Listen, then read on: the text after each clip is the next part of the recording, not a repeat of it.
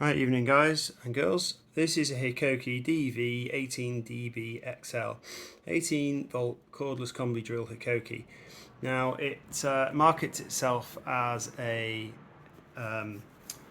multi-volt tool, which means that you can use these 18/40 volt batteries on the drill. Now I've got some drills from Aldi of the Ferrex brand, which also market themselves as multi-volt in the sense that the batteries can do the same job. They can do 20 volts and 40 volts. And I thought, oh great, I'll be able to use my Ferrex batteries in said drill and make it twice as powerful using adapters. And I did have this set up. I had this adapter, which is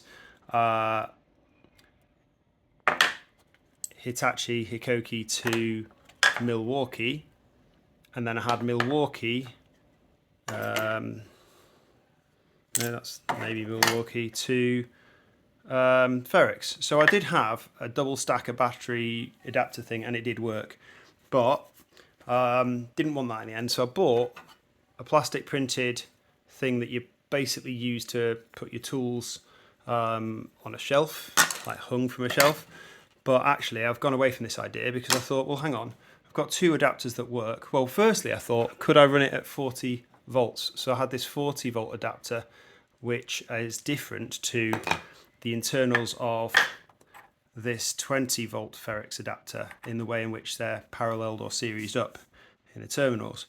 Anyway, I had a bit of a look at this and realised that it's not like my Ferrex drill. It will not take 40 volts. This will only actually take 18 volts. And if I was stupid enough to try and put this 40 volt adapter on with my Ferrex battery and feed it, I would have probably blown the drill.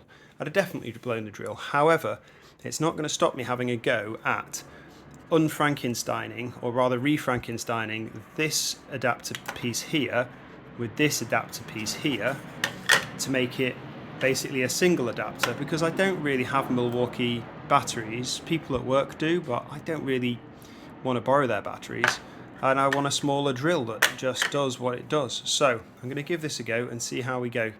All I've really got to do is desolder that and solder to that and then screw it all back together. So hopefully be easy. Okay, so this is the soldering finished. Red positive, black negative, and I'll put it together and see if it works.